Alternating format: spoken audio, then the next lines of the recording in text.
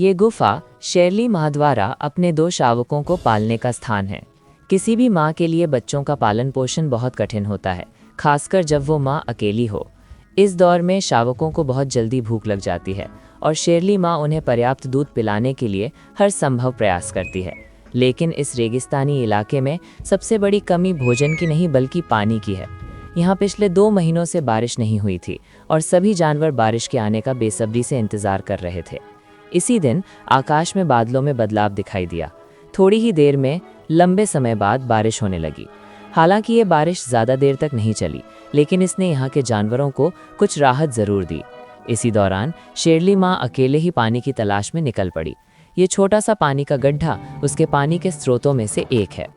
इस समय दोनों शावक अपने बिल में माँ के लौटने का बेचैनी से इंतजार कर रहे थे, क्योंकि वे अभी पूरी तरह अपनी माँ पर निर्भर है। जैसे ही उन्होंने माँ को लौटते देखा, वे जल्दी से उसके पास दौड़ पड़े।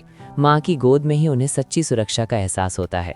इस बार की बारिश ने शेरली के परिवार को थोड़े समय के लिए शांति प्रदान की। बिल्ली प्रजाति के जानवरों का फैलाव बहुत व्यापक है। इसी घने जंगल में एक बेहद रहस्यमयी बिल्ली प्रजाति रहती है, तेंदुआ बिल्ली। उसके शरीर पर अनियमित भूरे धब्बे होते हैं जो उसे अपने परिवेश में आसानी से छिपने में मदद करते हैं।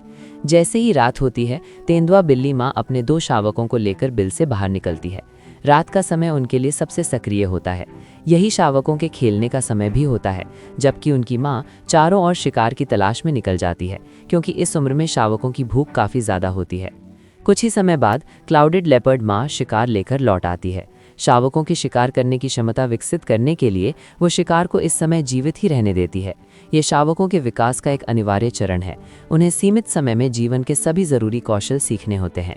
उनकी माँ हमेशा उनका पालन पोषण नहीं करेगी। एक दिन उन्हें अपने दम पर जीना सीखना ही होगा।